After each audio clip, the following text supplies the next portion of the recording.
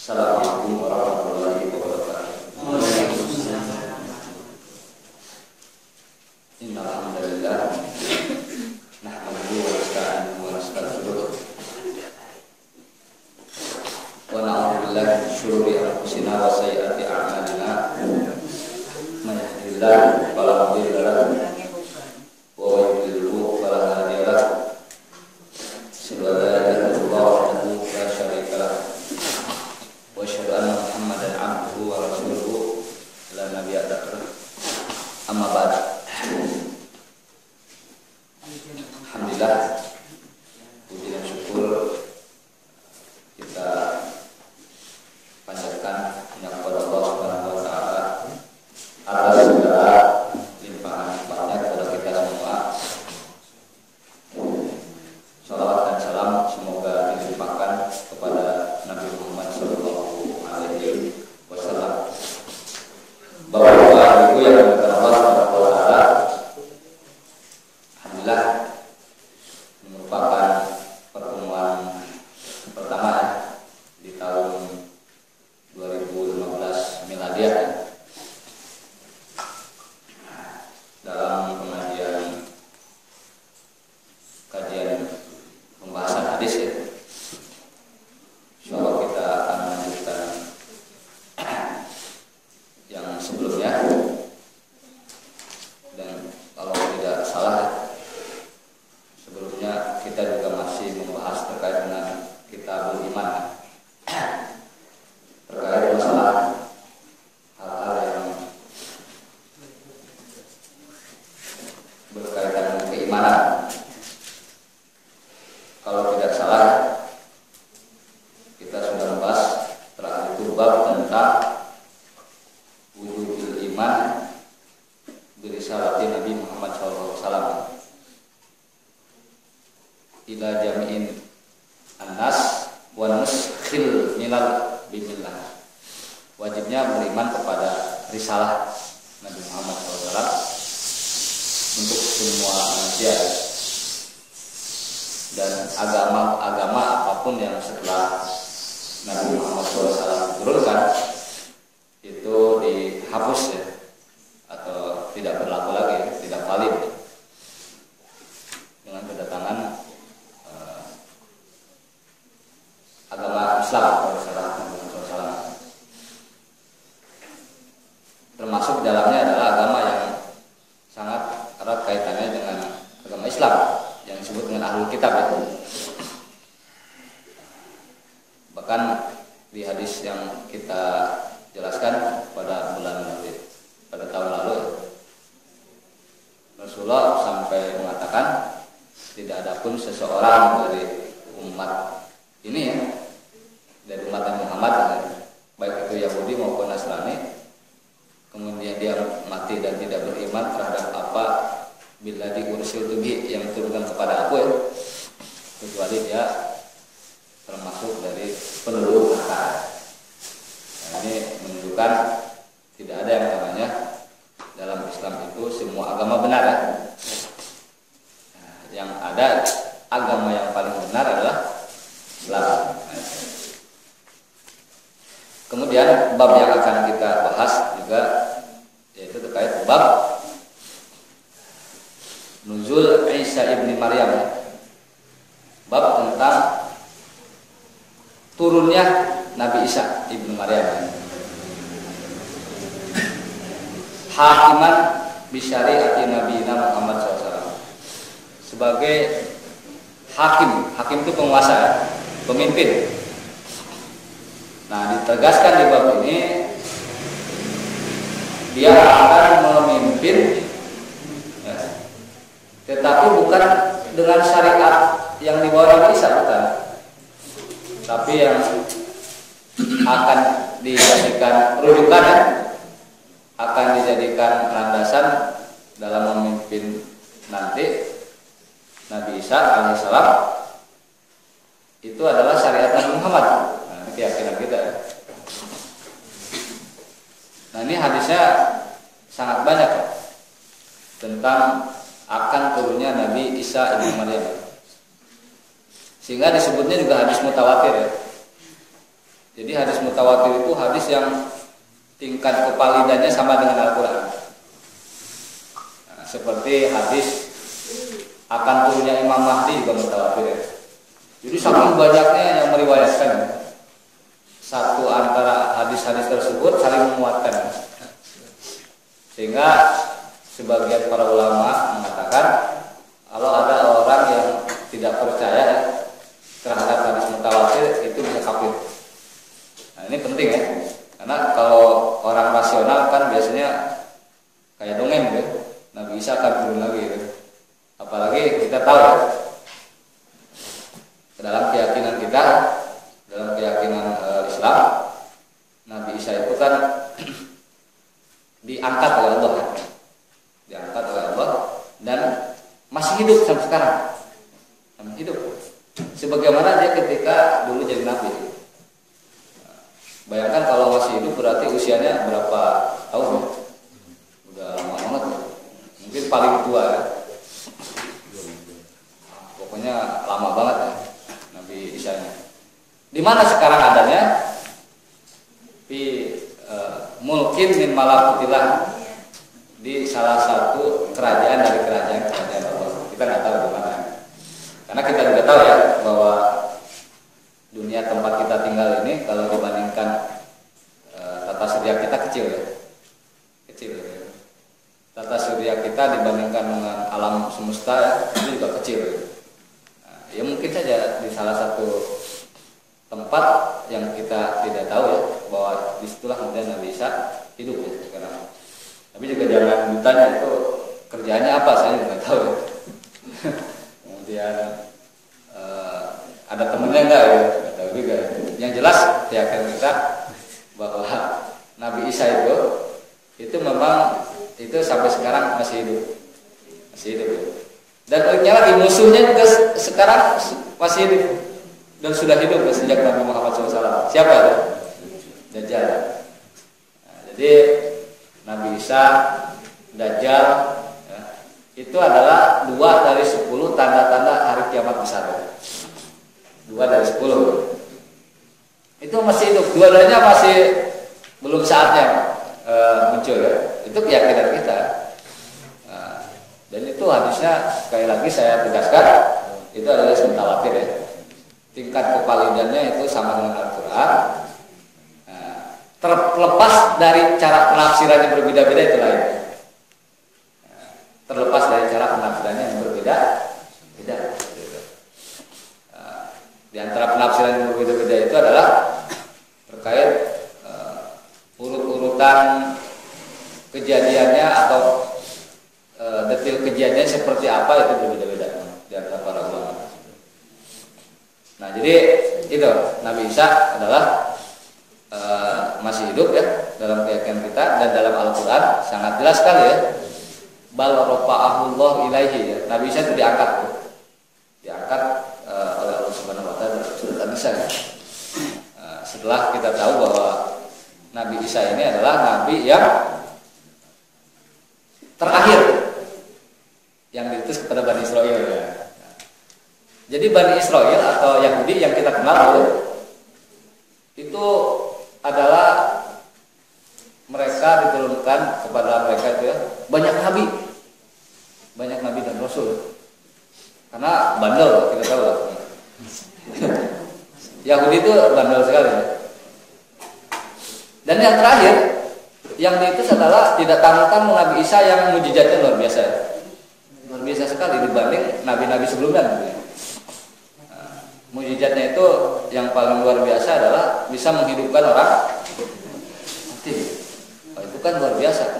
Hatta Nabi Muhammad SAW tidak punya mujizat ini. Nabi Muhammad tidak punya mujizat orang mati dihidupkan kembali, tidak punya. Kemudian orang buta sejak lahir itu bisa apa? Bisa dilihat. Nama juga Al-Masih. Al-Masih itu kan masaha yang mengusap ya. Jadi jangan diusap begini bisa sembuh gitu. Jadi digambarkan kalau ada orang buta, tangan Nabi Isa itu ditempelkan di mana? Di matanya tuh sembuh. Juga termasuk abros, penyakit abros itu lepra. penyakit kutukan zaman dulu ya. Kalau kita penyakit kutukannya dulu namanya TBC ya. Kita. Kalau sekarang dulu zaman-zamannya Romawi, Persia, sebelum Islam datang lepra. Itu sama orang bisa kalau dipegang itu. Dipegang itu langsung sembuh. Nah, di dalam Al-Qur'an ini semua mujizat dari Al-Qur'an ya. Dia ngambil tanah ya. Tanah liat ya. Dibentuk jadi burung, ditutupin ruh jadi burung terbang. Bukan sulap ya. Bukan, tapi memang betul-betul mujizat.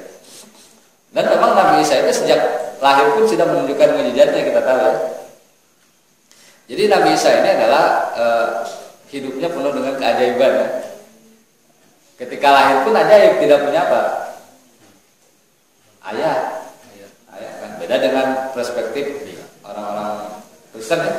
Kita tahu orang Kristen itu kan bahwa ayahnya Yesus bagi mereka, kita Nabi Isa itu kan Yusuf An-Najjar ya. Yusuf An-Najjar itu kan Nabi Yusuf tukang kayu. Tapi dalam Islam, nah ini unik ya. Orang Islam mengatakan Nabi Isa itu Nabi dan Rasul dan hamba Allah. Ruh yang Allah tiupkan melalui malaikat Jibril kepada Maryam. Ketika lahir tanpa bapak tidak disebut Tuhan bagi prinsip umat Islam. Tapi bagi orang Kristen ya, Nabi Isa atau Yesus itu punya bapak namanya Yusuf ya, Yosef, tukang kayu ya. Tapi ketika lahir jadi Tuhan, harusnya kan dibalik ya. Ketika lahir punya bapak seolah-olah dia apa? Tuhan ya. Lebih ajaib orang-orang Islam sebenarnya. Lebih apa? Lebih mujizatnya lebih ditonjolkan oleh umat Islam, orang Islam. Nabi Isa itu walaupun ya, tidak punya bapak, tidak ada bapaknya, tapi apa? Lahir. Makanya satu-satunya orang nabi atau manusia yang dinisbatkan kepada ibunya hanya siapa? Ya, makanya Isa ibnu Maryam. Harusnya kan ibnu apa? Ibnu Yusuf, orang Kristen lah. Orang Kristen ya. Nah, jadi memang tapi memang gini ya, bahwa berbicara Nabi Isa ibnu Maryam itu adalah berbicara bukan hanya mujizat pada diri Nabi Isa-nya, Pak. Tapi berbicara juga mujizat pada ibunya.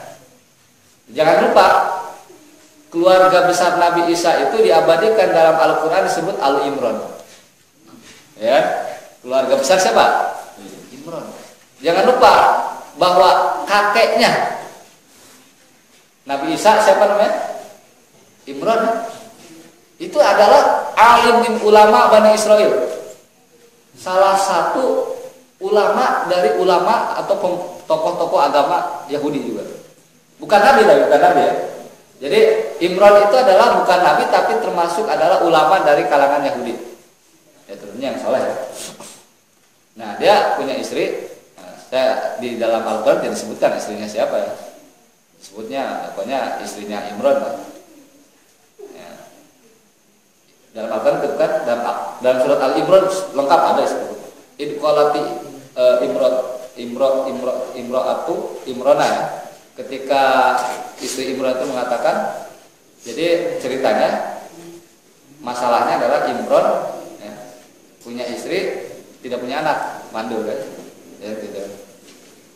Kemudian istrinya Imran bernadar, kalau ini nadar tulaka mafi batni muharraram di dalam Al-Imran bahwa saya bernadar kalau nanti punya anak maka akan dinadarkan anaknya itu untuk berkhidmah di tempat ibadah, melayani jemaah gitu, beribadah di mihrab. Ternyata yang dilahirkan adalah wanita dan tidak lazim seorang wanita itu kemudian serahkan hidupnya untuk di tempat ibadah, tidak lazim. Tapi karena sudah nadar ya, akhirnya nadar itu dilakukan bahwa kemudian yang namanya Imran yang namanya Maryam anaknya Imran ini karena dia anak nadar akhirnya dititipkan di Zakaria, wakaf kalah Zakaria. Zakaria itu adalah pamannya Imron. Pak bukan, pamannya Nabi Isa. Berarti dia adalah saudaranya Imron. Zakaria itu nabi ya, nabi juga ya. Jadi keluarga nabi memang gitu. Enggak ada. Kalau nabi memang tidak ada KKN, memang itu yang memang dipilih oleh Allah ya. Ini kok keluarga nabi ya. Zakaria pamannya Maryam atau saudaranya Imran ya, nabi ya. Nah, kemudian nanti Maryam melahirkan anak jadi nabi juga ya. Nah sebenarnya Maryam ini adalah seorang yang memang ujiannya juga berat dan mujizatnya juga luar biasa. Bagaimana nggak berat ya? Coba ya kan. Maryam ini adalah seorang yang sudah diwakafkan hidupnya di tempat ibadah, melayani jamaah, beribadah. Itu hidupnya seperti itu, terkenal solehah. Tapi tiba-tiba hamil, kan berat ujiannya. Berat banget. Ya kan? Jangan kan begitu. Kalau orang terkenal, ya katakanlah kalau kita analogikan sekarang, orang pakai jilbab, sering ke pengajian, sering ngisi mungkin. Tiba-tiba hamil, nggak ada bapaknya kan pusing juga. Ini gimana? Kawin nggak ada orangnya emang yang hamil ini kan? Gimana? Tiba-tiba hamil. Dan ini juga sudah dikondisikan sebelumnya ketika Allah mengutus malaikat Jibril mengatakan datang ke Maryam di surat Maryam ya jelas sekali. Ceritakan bahwa Allah akan memberikan meniupkan ruhnya dalam diri Maryam. Kemudian Maryam mengatakan, "Anna yakunu li gulam walam yamsasni basar." Bagaimana akan punya anak, saya belum pernah berhubungan dengan siapapun laki-laki. Tapi kata malaikat Jibril, ya ini udah keputusan Allah, gimana lagi? Kalau mau protes jangan ke saya, ke atas ya. Kalau bahasa kita gitu ya, birokrasi banget ya. Nah jadi memang itu ujiannya udah berat. Jadi memang ujiannya itu hamil di luar nikah. Nah, belum nikah masalahnya. Hamil di luar nikah itu Maryam ya. Jadi dia belum nggak punya suami gitu. Dan tidak pernah berhubungan dengan siapapun. Walam yamsas nibasar, tidak pernah disentuh oleh laki-laki manapun. Tapi hamil itu berat sekali ujiannya. Pahamalakupan kabadat di makanan kosian. Itu kan nama Al-Quran. Hamil sehingga sudah kelihatan hamil, kemudian mengungsi ke tempat yang jauh dari keramaian orang. Nah, maka ketika mau melahirkan, Pak Aja hal mahudu ila jid'inahlah, ketika mau melahirkan itu dia bersandar ke pohon apa? Kurma ya, pohon kurma ya.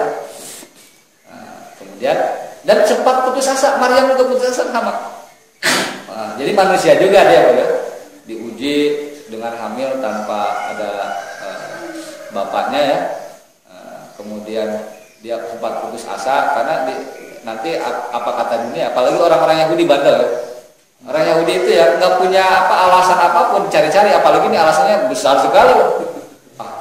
Ini katanya sok soleh ya, sok alim, tiba-tiba apa? Hamil kan berat banget. Iya sih, dia di masjid gitu, ngajar gitu, tapi tiba-tiba hamil kan, capek ya. Itu orang yang ini jelas sekali tuh ada bahan itu apa? Untuknya memojokkan ya. Yahudi lah, namanya juga Yahudi. Jadi sampai ketika bersandar ke pohon kurma ini ya, dalam surat Maryam dikatakan, ya laitani kuntu nasyan manusia, ya Allah, seandainya saya ini orang ini laumit tuh ya. Kalau saya ini mati aja ya. Wa kuntu nasyan manusia, orang saya udah dilupakan orang aja. Sampai begitu. Tapi ketika itu Allah mengatakan, "Fanadaha min tahtiha alla tahzani qad ja'ala rabbuki tahtika sariyya." Oh jangan apa? Sedih. Kemudian disuruhlah untuk menghentakkan, menggoyangkan pohon kurma. Maka ketika digoyangkan apa? Pohon kurma aturnya rutoban jadinya. Rutob yang siap dipanen ya. Jadi sangat matang sekali. Itu pada jatuh. Ketika melahirkan makan itu hanya segera kembali. Nah itu Islam sendiri. Jadi memang ujiannya berat sekali. Jadi dilahirkan Nabi Isa itu sendiri di bawah pohon kurma, bukan di kandang domba ya. Versi Kristen kan di maklab ya, di kandang domba ya. Kandang domba musim salju ya. Kalau orang Islam kan jelas di bawah pohon kurma, dan itu secara logika juga masuk akal. Karena kurma itu kan mengandung ini ya, penguat tubuh gitu ya. Ketika mau disunahkan maka pohon kurma kan jadi kuat ya. Makan apa buah kurma. Dan jangan lupa bahwa di bawah pohon kurma itu lebih masuk akal lagi karena memang itu terjadi di Palestina ya. Nggak ada musim salju ya. Banyak pohon kurma sana. Nah, itu jadi memang banyak masalah juga 25 Desember sebagai kelahiran apa? Yang permasalahan bukan hanya kita, internal Kristen juga sama. Mereka juga mempermasalahkan. Nah itu keajaiban itu Pak.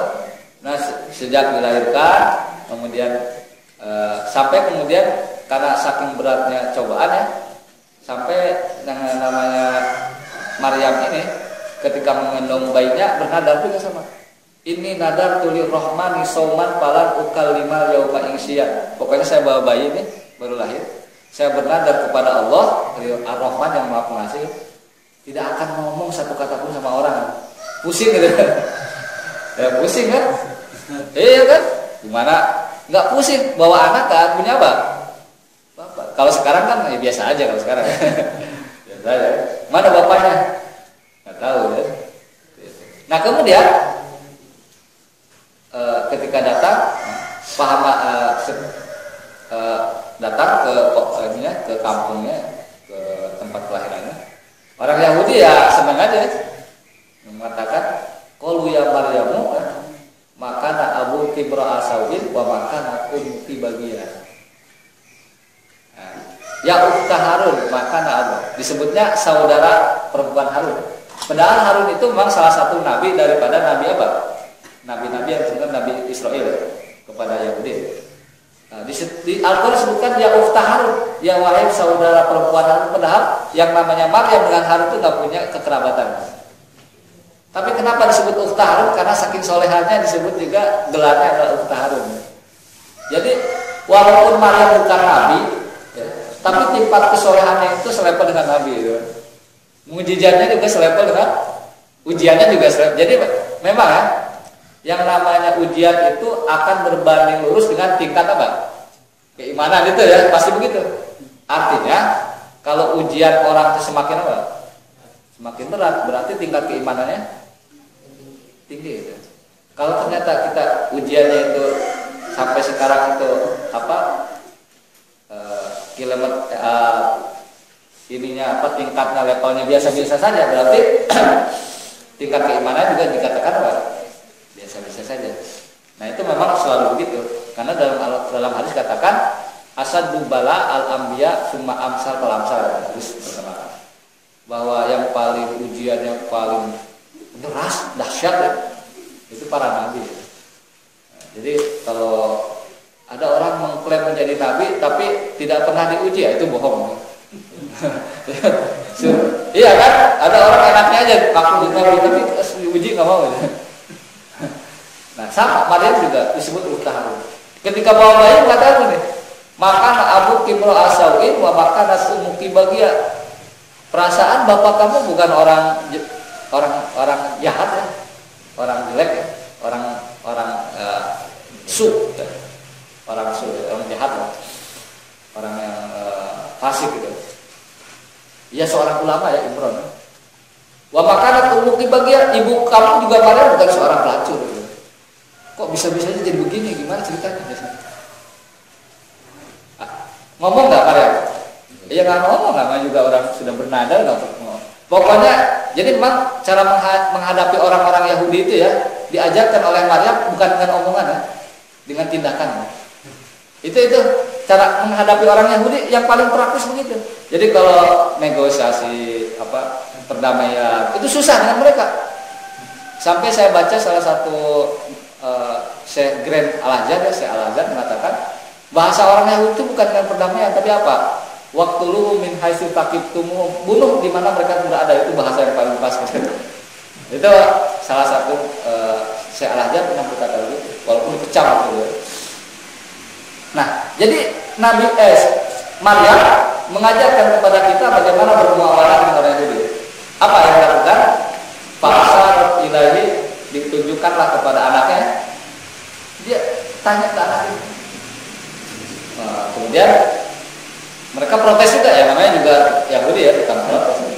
Kalau kalau makan nabi mahdi sobia, bagaimana kami bisa berbicara dengan anak yang masih mahdi ya dalam budaya? Ya betul, secara logika kan nggak bisa ngomong ya, betul. Nah ini juga pelajaran ya bagi kita bahwa memang kita juga jangan terlalu mengandalkan atau terlalu menjadikan logika kita itu sebagai apa? Sebagai landasan satu-satunya, enggak juga. Karena pada suatu ketika kadang-kadang logika itu juga akan dibalikan oleh Allah.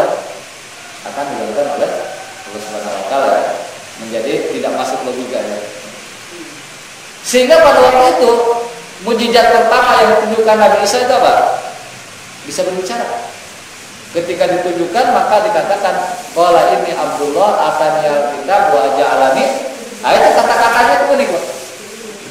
Saya ini hamba Allah. Nah ini yang pertama kali ditegaskan, jangan sampai ada anggapan bahwa itu anak siapa?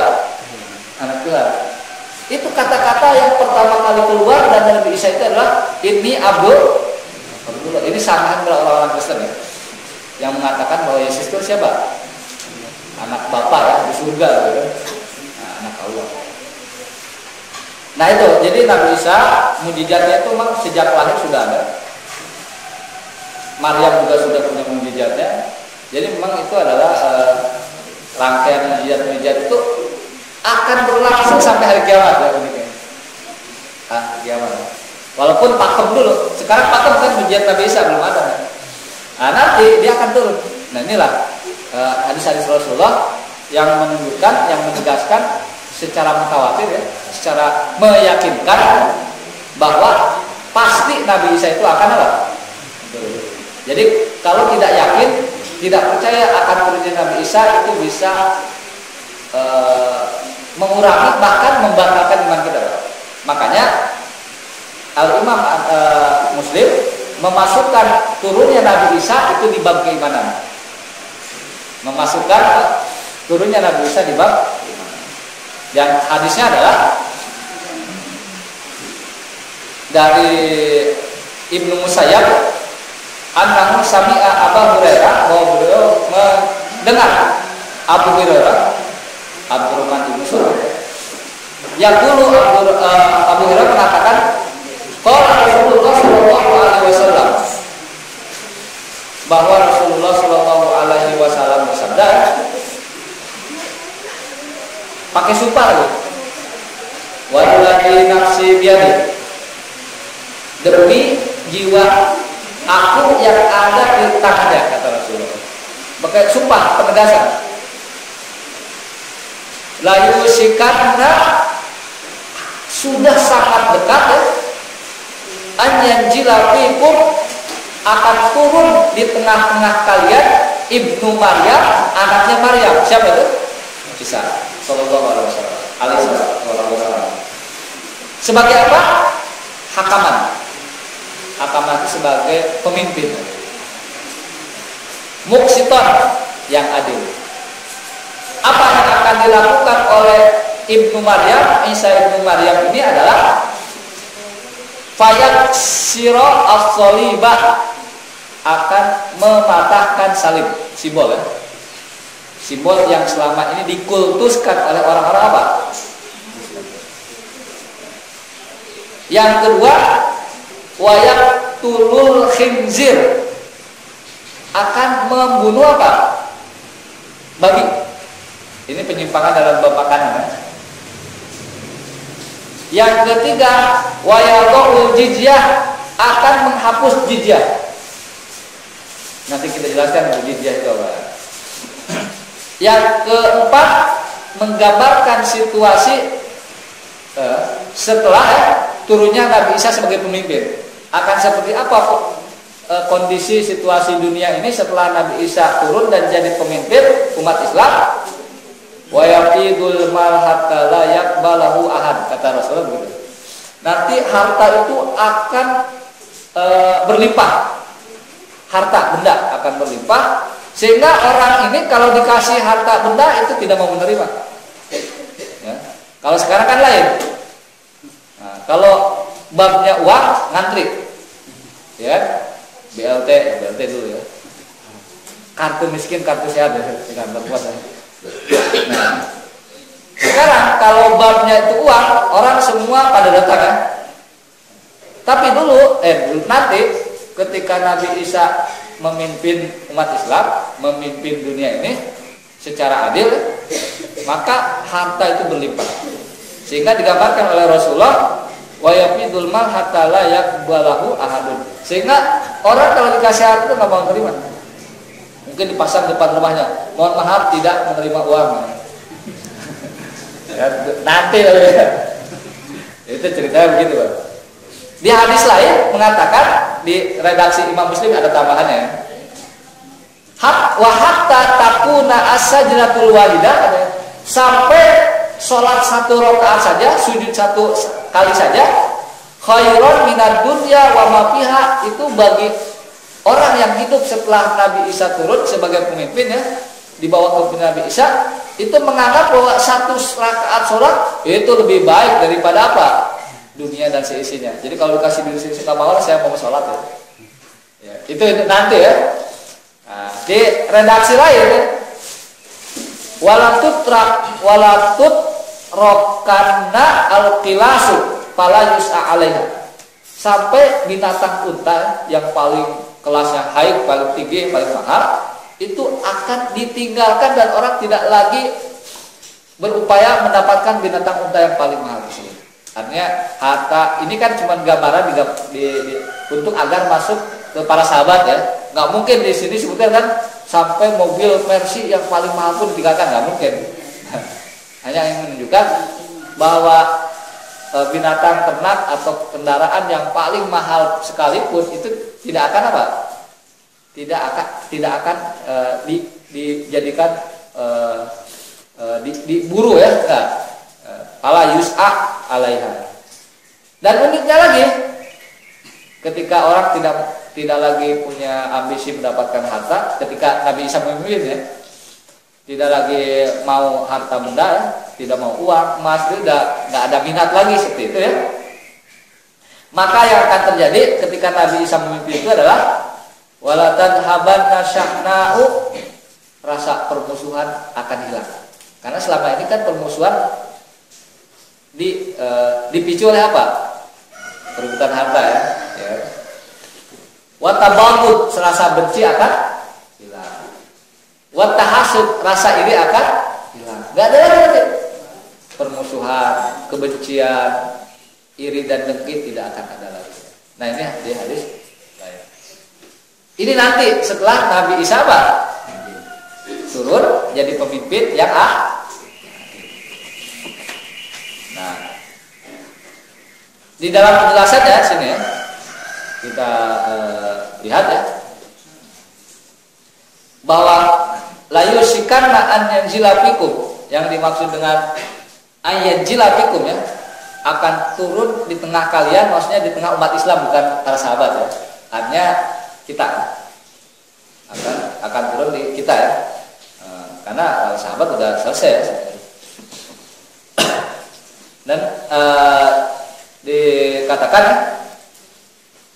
nanti Nabi Isa itu turun sebagai hakaman. Di sini hakaman dikatakan sebagai hakiman bihadhihi syariah. Jadi yang akan dijadikan rujukan adalah syariat Islam. Kenapa? Karena Nabi Isa itu bukan nabi baru. Kalau bahasa kita ya, stok lama tapi turun lagi ya. Itu kan, iya kan, Nabi Isa itu nabi yang stok lama, nabi lama sebenarnya. Barang lama tapi turunkan baru lagi ya. Ganti casing kan, betul, bisa jadi.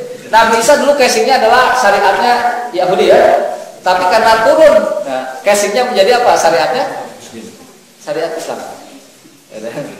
Jadi Nabi Isa nanti akan menjadi pelaksana dari syariat Islam. Oleh karena itu turunnya Nabi Isa tidak bertentangan sama sekali dalam konsep keyakinan kita ya. Sekali lagi, tidak bertentangan sama sekali dengan Khotimul Anbiya wal Mursalin Nabi Muhammad ya. konsep bahwa Nabi Muhammad adalah penutup para nabi dan rasul dan final dan mengikat ya. Tidak final. Tapi kemudian kenapa Nabi Isa turun? Ya itu kan stok lama sebenarnya. Ya, artinya itu Nabi lama dan sekarang masih hidup. Nah kemudian diturunkan oleh Allah Subhanahu Wa Taala sebagai satu dari 10 hari kiamat besar, ya nanti yang akan dilihat atau dialami oleh orang-orang Islam. Karena ada hari-hari kiamat, tanda-tanda hari kiamat itu ya, yang tidak dirasakan oleh umat Islam, ya, dialami, ada. Nanti.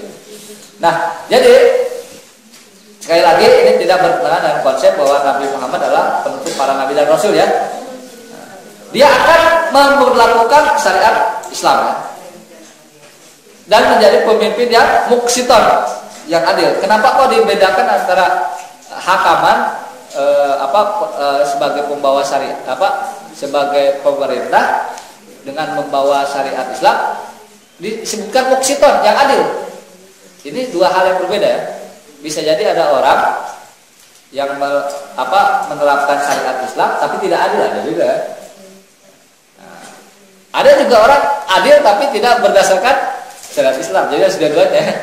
Harus dua-duanya karena kita juga dituntut untuk menjalankan syariat Islam bukan hanya pada level ibadah saja ya.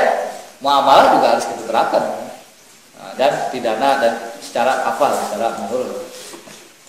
Dan di sini dikatakan yang akan dilakukan oleh Nabi Isa itu adalah menghancurkan solib simbol kemusyrikan yang sampai saat ini dijadikan simbol kemusyrikan atau kekafiran atau kekufuran ya, oleh orang-orang Kristen, yaitu salib ya.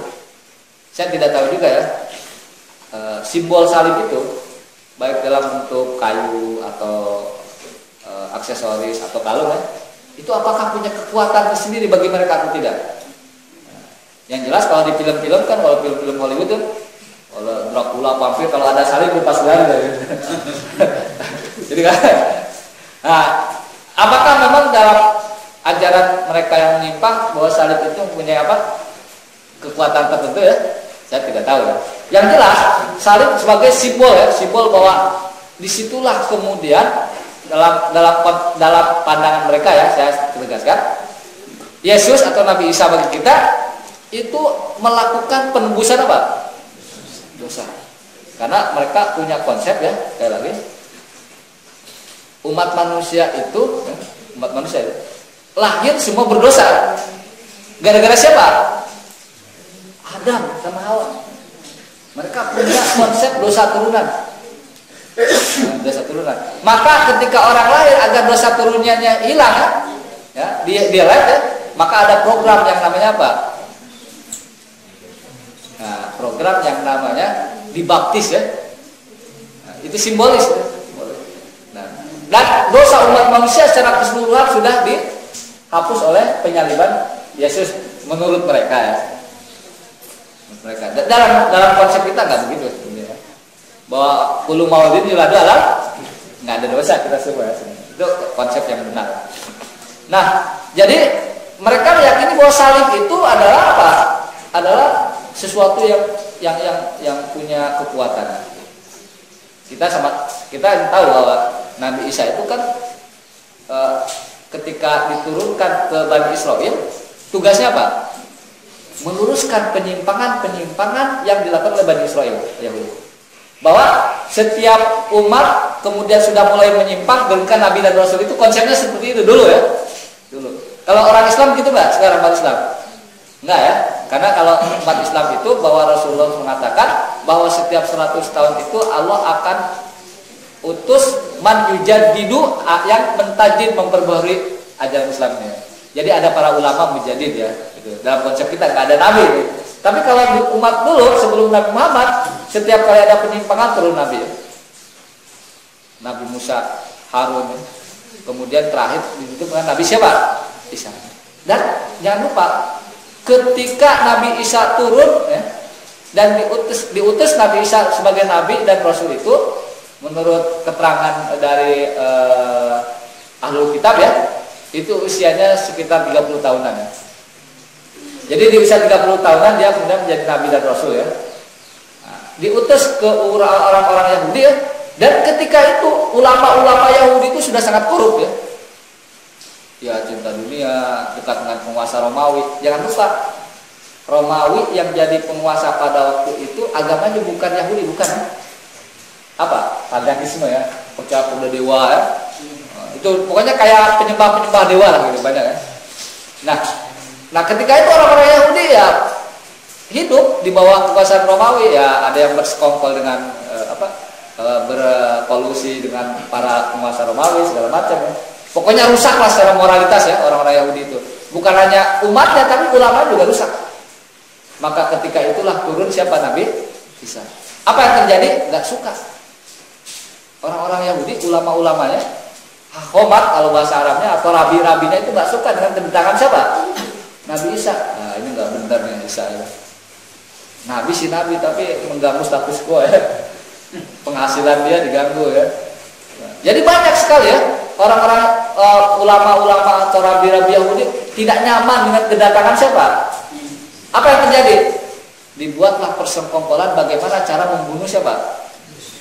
Bagaimana caranya? Nggak mungkin kan ulamanya membunuh nabinya ya. Walaupun memang kebiasaan Yahudi itu membunuh apa? Para nabi, hobi pada. Bahkan dalam tafsir Ibnu Katsir ya, dalam satu hari mereka bisa membunuh puluhan nabi katanya.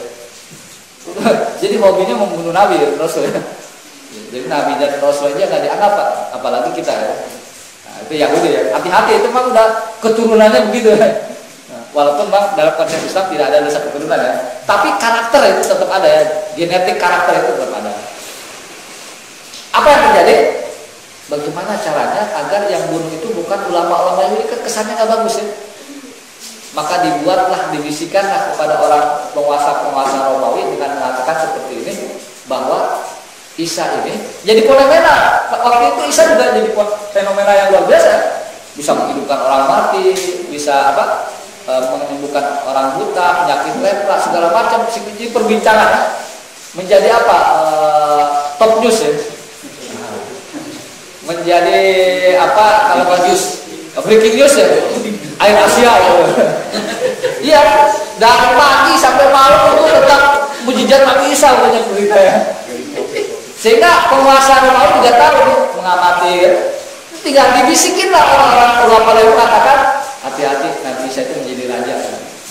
Nah, kalau sudah banyak penguasa, kekuasaan Romawi juga langsung bergerak. Karena merongrong apa? Merongrong tentang kekuasaan mereka. Maka dibisikkan oleh orang-orang Yahudi, ini Nabi Isa itu mau jadi raja. Raja siapa? Raja di sini, hati-hati. Nah, akhirnya dibuatlah sebuah panitia khusus ya untuk membunuh siapa? Nabi Isa. Dan Nabi Isa tahu, dapat wahyu bahwa dia sedang sedang dijadikan sasaran pembunuhan oleh orang-orang Romawi. Akhirnya dia mengumpulkan murid-muridnya. Dalam bahasa Al-Quran, murid setia Nabi Isa disebut apa? Hawariyun ya. Hawariyun dikumpulkan di tempat untuk kemudian bersembunyi dari kejaran orang-orang Romawi.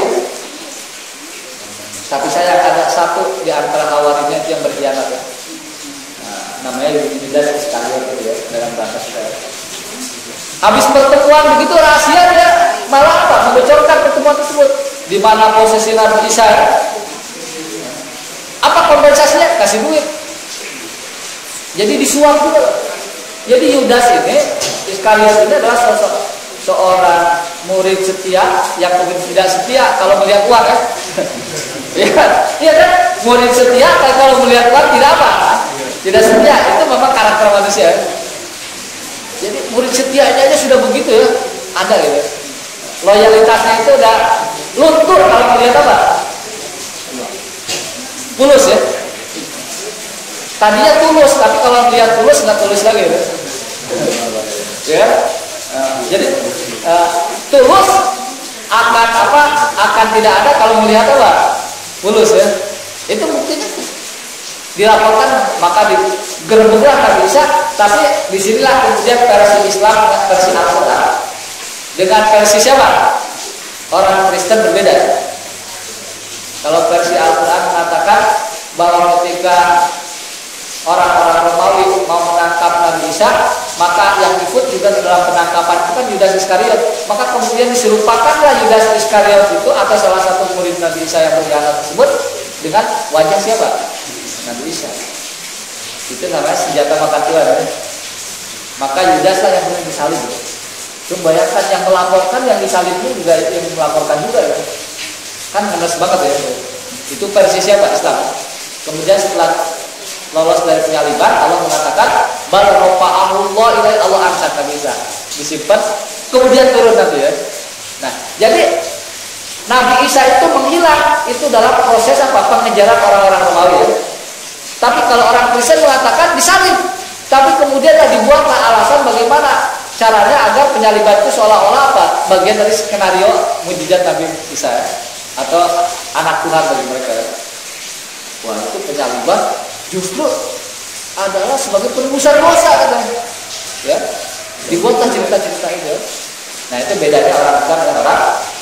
Makanya salib itu adalah simbol penyimpangan juga dari awal. Penyaliban itu.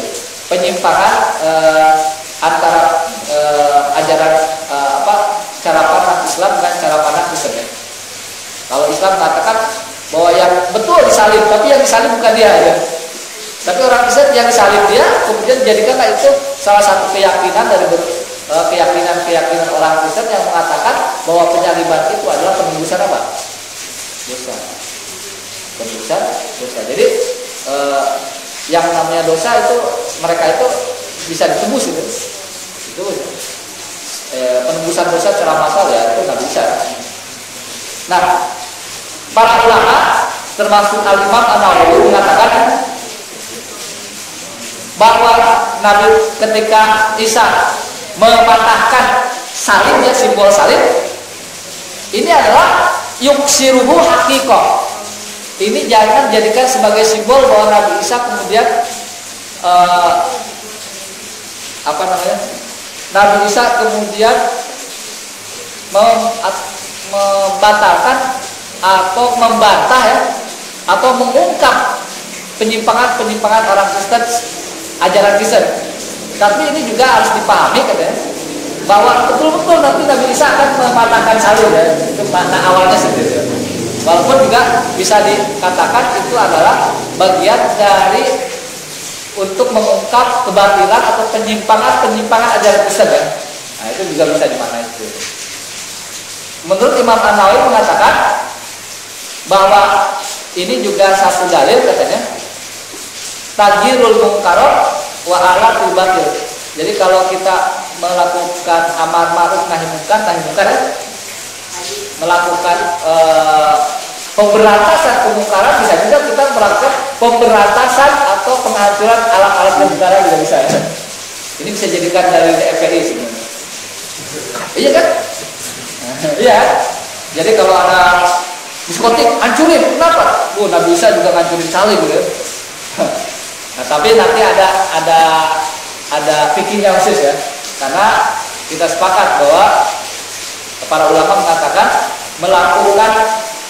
mengubah kemungkaran itu tidak boleh menimbulkan kemungkaran yang lebih besar ya, sekarang. Nah, itu harus hati juga ya. Tapi Pak Imam Nawawi mengatakan ini kalau mampu dan tidak menimbulkan kemungkaran yang lebih besar, dalil ketika kita merusak alat-alat kemungkaran itu boleh sebenarnya. Boleh kalau memang tidak menimbulkan kemungkaran yang lebih. Nah, kemudian dari sini dikatakan bahwa Nabi Isa akan wayaqtulul khinzir, membunuh babi ya, binatang yang hewan yang dalam konsep Islam ya mutlakon ya, secara absolut haram. Dan ternyata ini juga sebenarnya di kalangan ahli kitab dalam pandangan kita itu sebenarnya haram juga. Dan salah satu penyimpangan ya.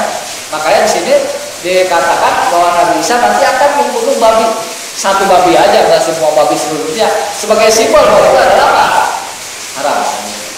Sehingga ini dikatakan begini, ada yang berdalil di antara manhaj jumhur ulama, ini menurut Imam Nawawi ya, yang seperti Imam Nawawi. Anna idza wajadna al-khinzir tidak yukufri aw ghairiha wa tamakkana min qatlihi qatalnahu.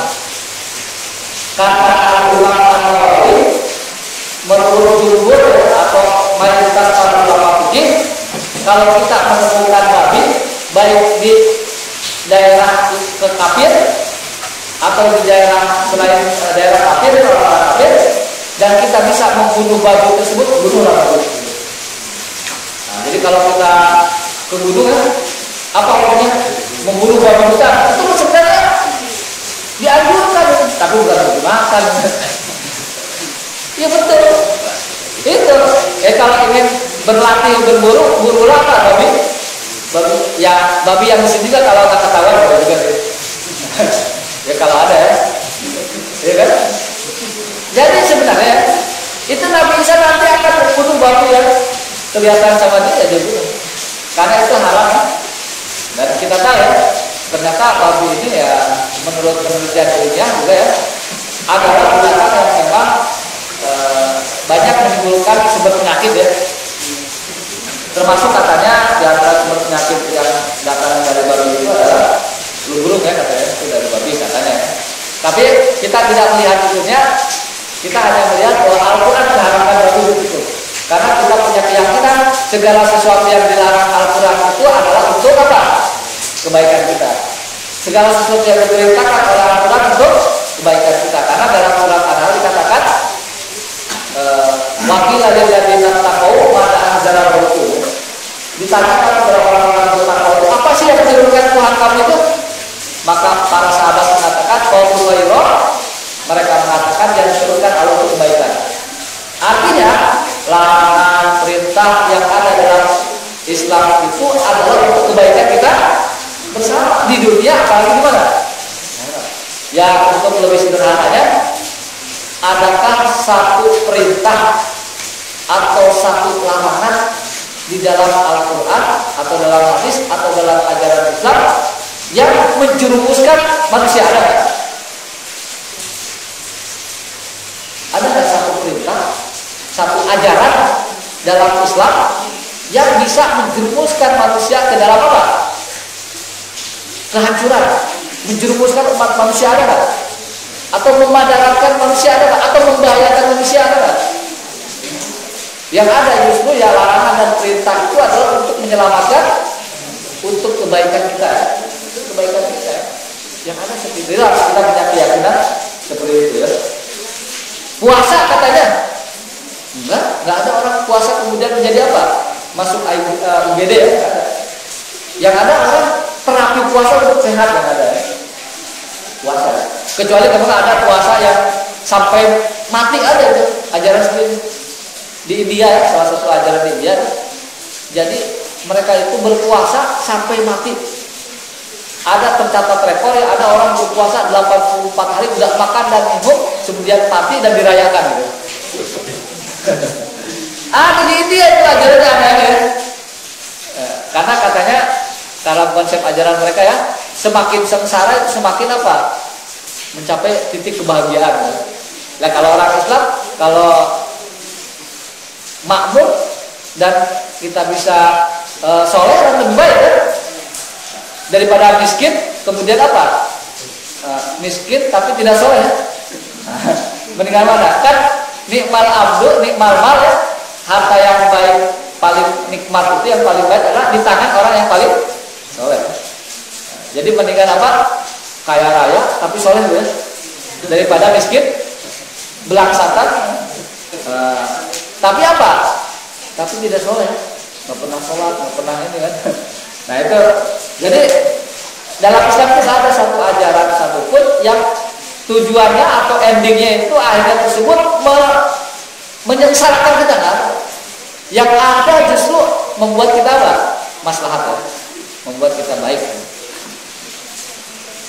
Kemudian, jadi gitu ya pendapat para ulama bahwa kalau kita bisa membunuh babi, ya bunuhlah, ya, fikih ya, ulama fikih. Kecuali kalau babinya tersebut punya orang ahli kitab dipelihara ya, jangan sampai tetangga melihara babi,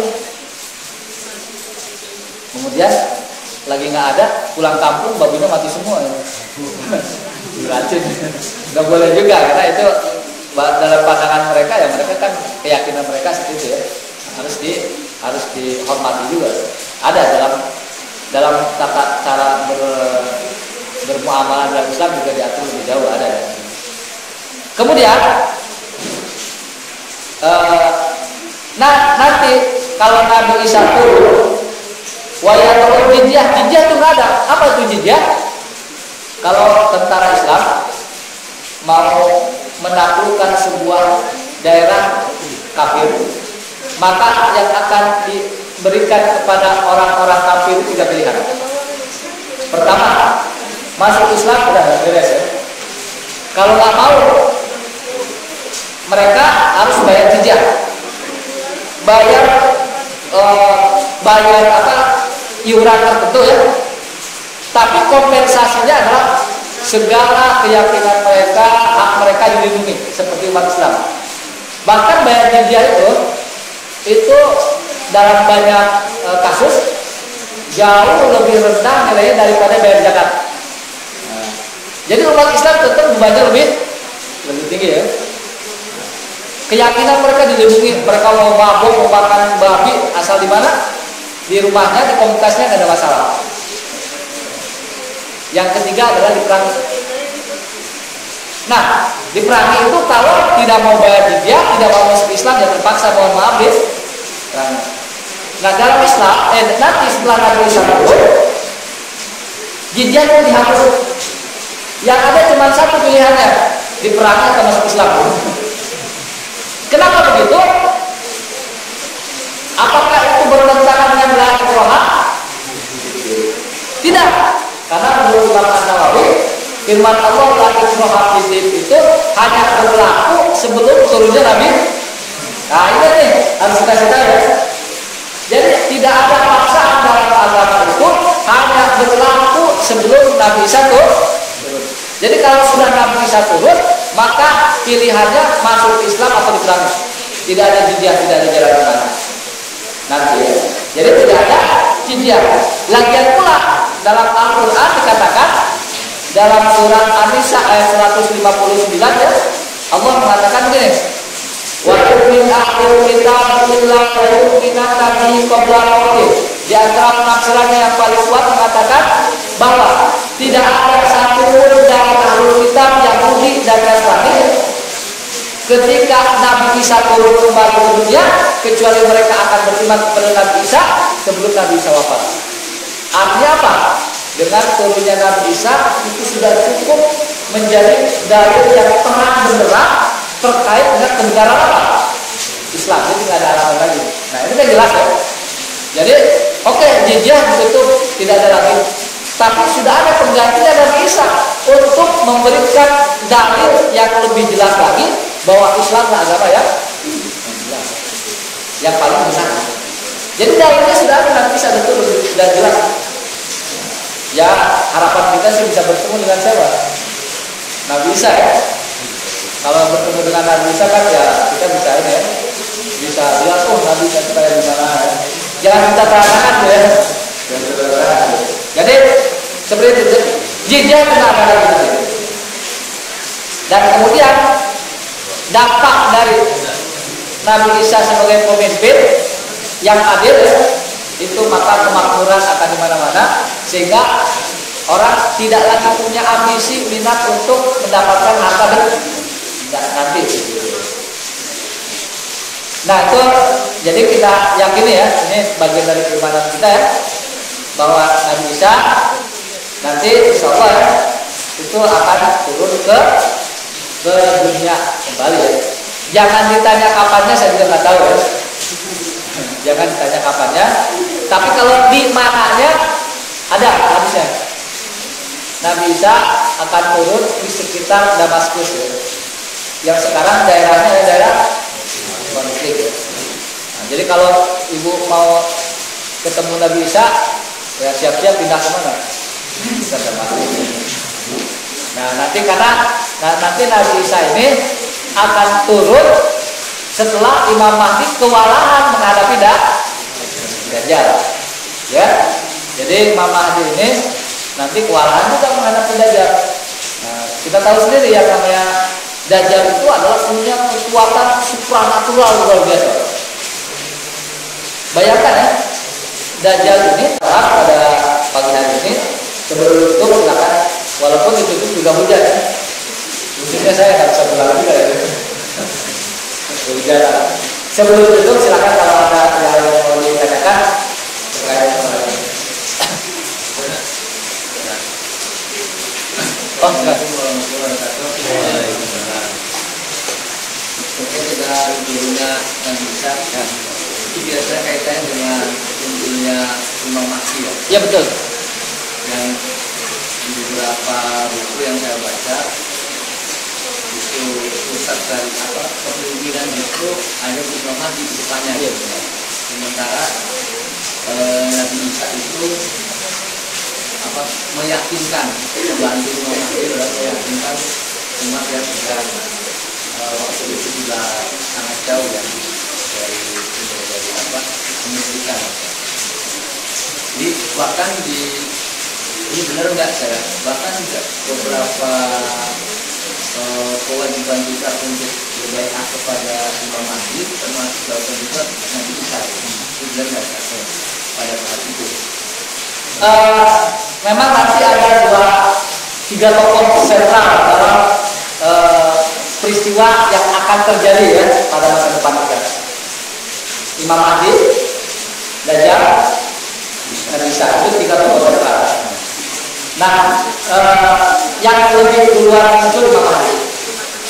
Ya, Imam Mahdi muncul, kemudian dia akan jadi apa? Imam Mahdi ini hadisnya mutawatir juga banyak.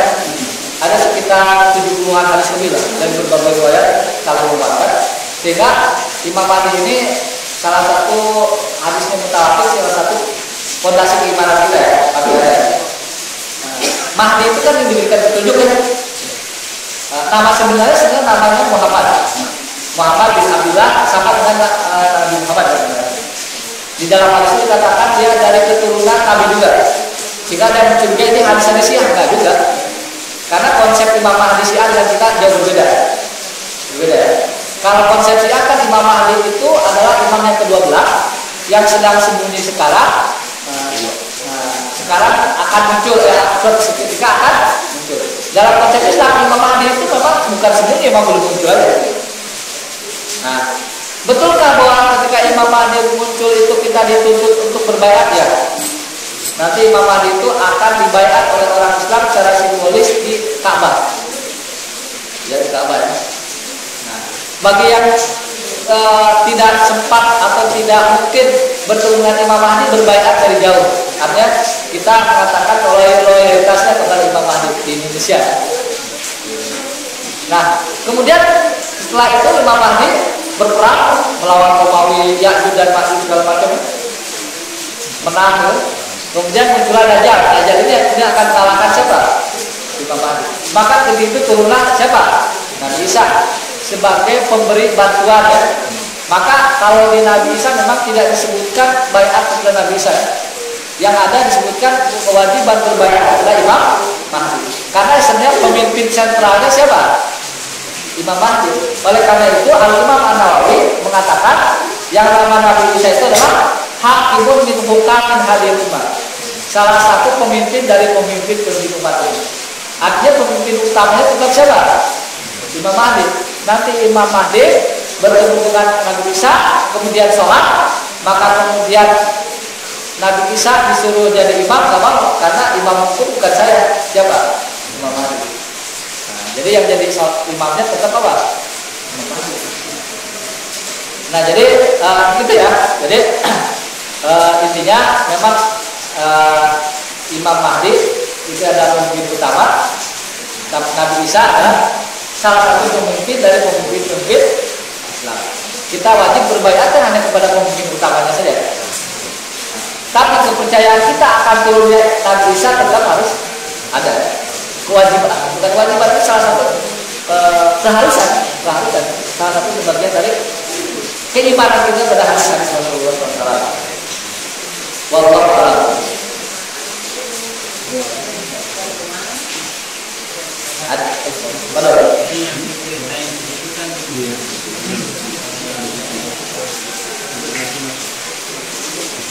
Lagi yang bisa dipaksa Islam. Ya. Penting kan? Ya. Apakah termasuk Yahudi dan orang-orang selain Islam? Ya, yang dipaksa Islam itu adalah ahlul kitab ya, Yahudi dan Nasrani ya. Cuma masalahnya kan agamanya itu banyak ya. Ada Sunda Bulitan gitu, ada Darul Gabul gitu. Indonesia ya. Ada Buddha gitu, Konghucu dan segala. Kenapa kata para ulama yang dimaksud sebenarnya semua agama? Cuma kenapa kok yang ditegaskan ahlul kitab? Karena ahlul kitab itu ya, itu yang ditegaskan karena mereka nyambung kalau berbicara dengan mereka langsung. Karena punya sejarah yang sama. Walaupun artinya agama lain harus terima, hanya dikasih pilihan masih Islam atau Ibrani, tidak ada beda. Nah itu kan, jadi bukan berarti agama lain nggak ada urusan, ada juga urusan tetap. Jadi orang itu udah Konghucu dalam macam tetap apa?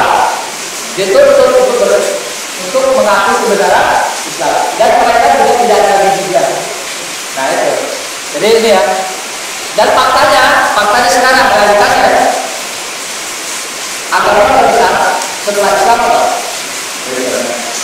Jadi realitasnya Yahudi memang tidak terbesar, tapi pengaruhnya besar juga. Yahudi bukan terbesar, tapi pengaruhnya bisa paling besar di dunia ini ya. Yahudi.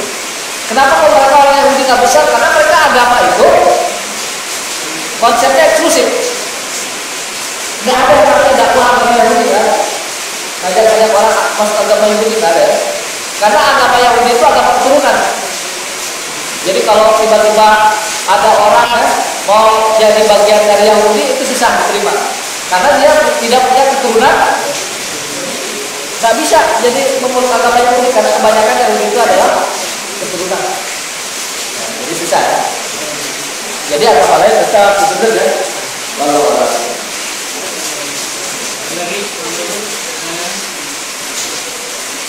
Kalau tidak ada, kita bukan sampai sini.